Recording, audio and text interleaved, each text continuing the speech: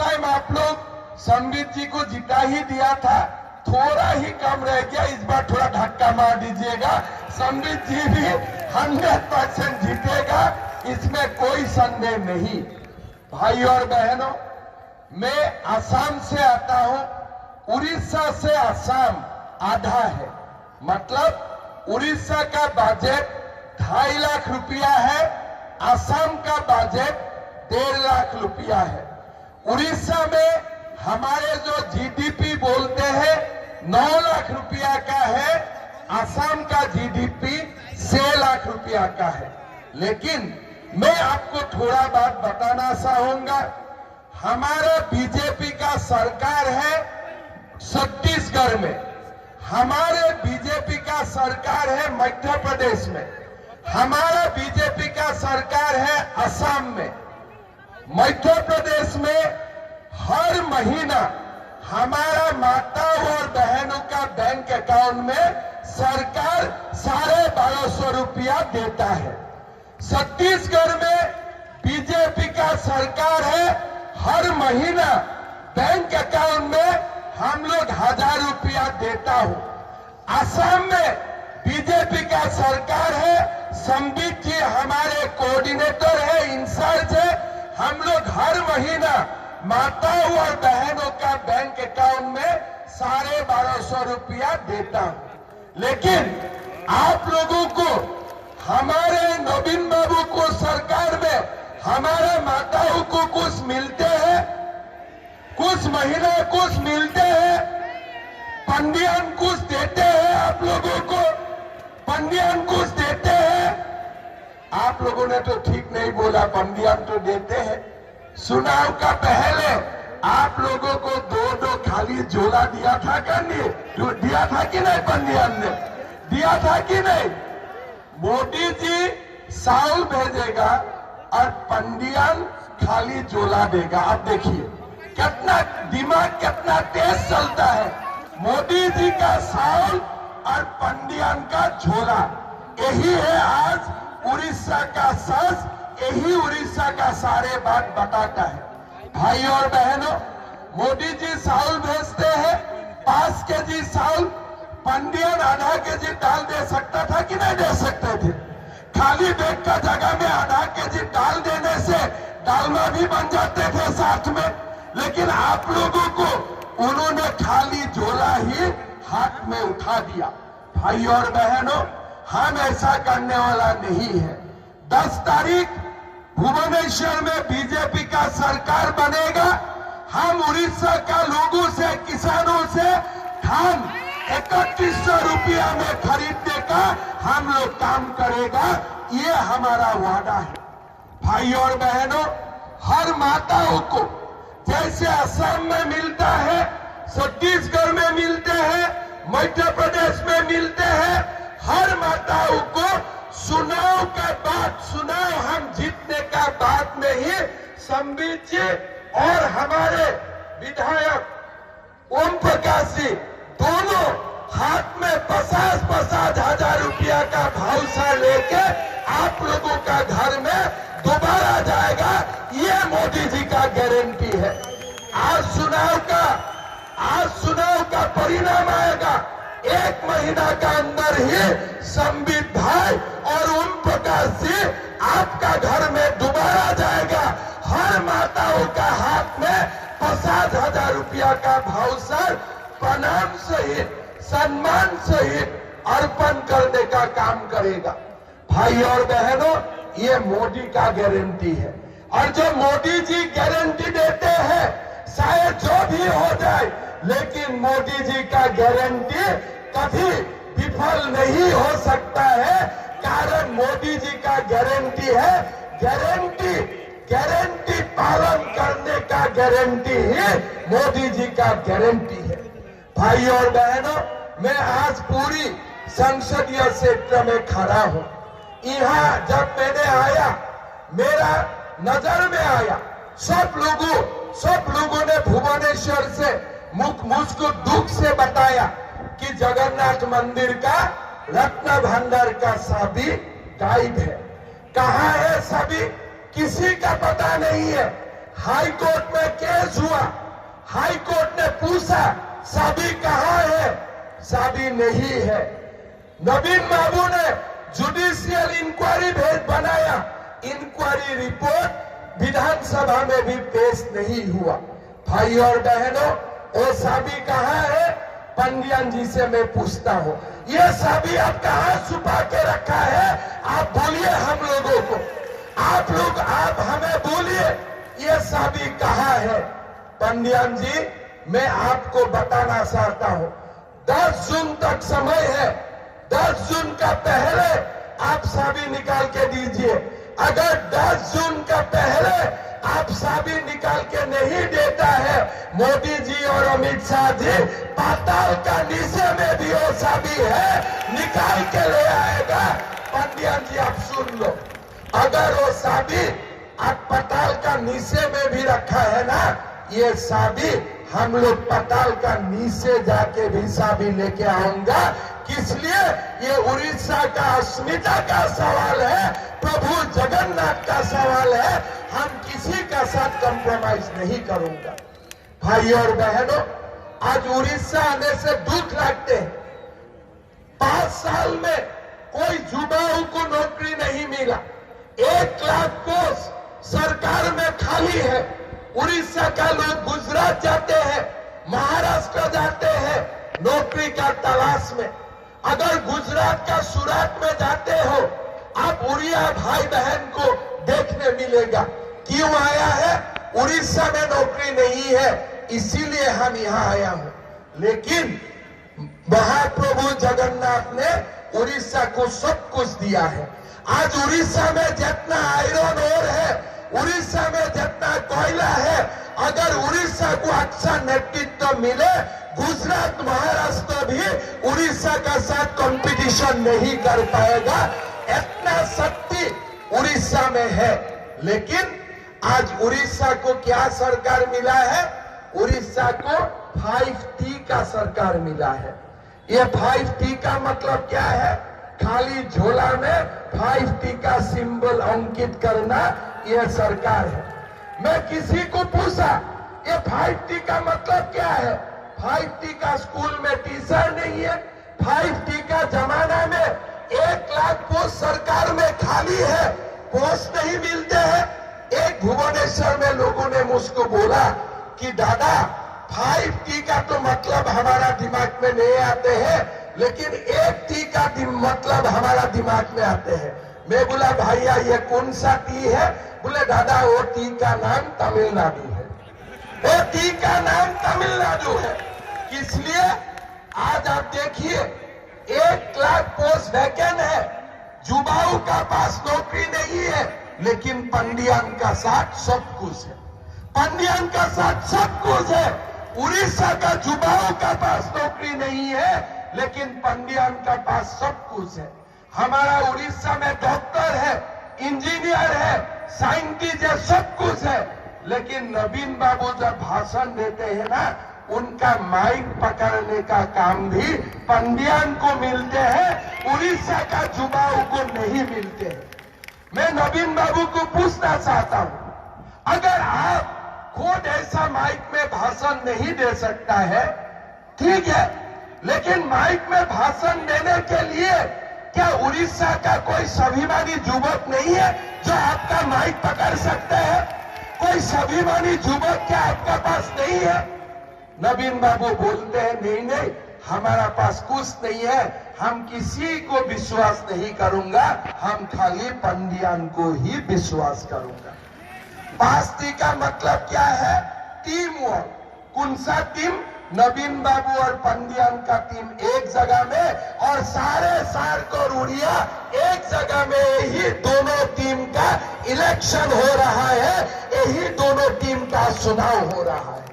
भाई और बहनों, बीजेपी का वादा है हमारा सरकार बनेगा। जब असम में हमारा सरकार बना, मोदी जी ने मुझको बोला 1 साल में 1 लाख नौकरी देना। मैंने गंगी कर कर करके 1 साल में 1 लाख युवाओं को मैंने नौकरी दिया।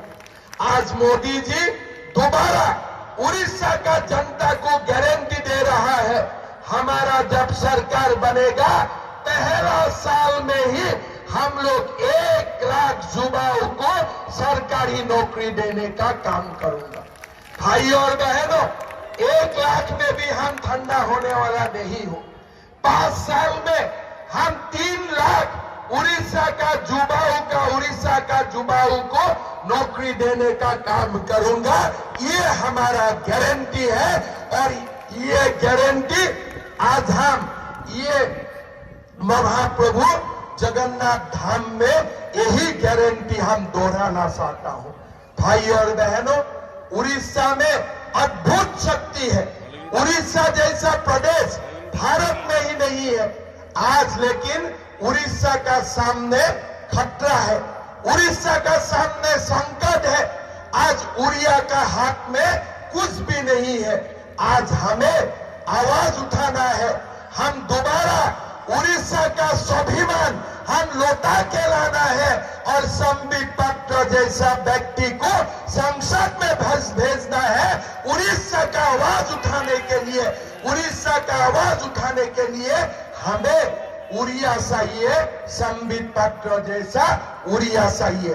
और हमारे सत्यवादी का समस्या के लिए, सत्यवादी का समस्या समाधान करने के लिए हमें ओम प्रकाश मिश्र जैसा व्यक्ति को हम भुवनेश्वर भेजना है। भाई और बहनों, आज आप लोग देख सकता है हमारा उड़ीसा में आज कुछ भी नहीं हो सकता है, कुछ भी नहीं हो सकता है। मैंने तो पहला बार देखा प्रधानमंत्री जी को भाषण देते हुए कोई माइक पकड़ के रखते हैं क्या? आपने को भी देखा है मोदी जी भाषण देने का समय कोई माइक पकड़ के रखते हैं? राष्ट्रपति महोदय भाषण देने में कोई माइक पकड़ के रखते हैं? कोई भी मंत्री भाषण देने का समय कोई दूसरा लोग माइक पकड़ के रखते हैं क्या? इसका मतलब क्या है? घर में ही समझा के लेके आता है। देखो, इतना ही बोलना है, आगे भी मत बोलो, पीछे भी मत बोलो, मैं सामने खड़ा हूं, इसीलिए माइक दूसरा लोग पकड़ के रखता है। आज 5T का मतलब क्या है? ट्रांसपेरेंसी। आज नवीन निवास में कोई ट्रांसपेरेंसी है? कोई लोग जा सकता है नवीन निवास के अंदर में? कौन सा ट्रांसपेरेंसी का बात कर रहा है? कौन सा टीम वर्क का बात कर रहा है? कुछ भी नहीं हो रहा है। आज आप लोग देखिए, चुनाव का पहले जब बीजेपी का हवा देखा, बीजेपी सरकार बना रहा है, पंडियान जी बोला हम इलेक्ट्रिसिटी फ्री करेगा। अरे भैया, आपका 25 साल का सरकार था, 10 साल तो आप ही महाराज था, तब आपने क्यों इलेक्ट्रिसिटी फ्री नहीं किया? इसका जवाब दीजिए, इसका जवाब दीजिए। आज उड़ीसा में देश का सबसे बड़ा कोयला का भंडार है, लेकिन उड़ीसा में देश का सबसे ज्यादा इलेक्ट्रिसिटी का खर्चा लोगों ने उड़ीसा में ही देना पड़ता है।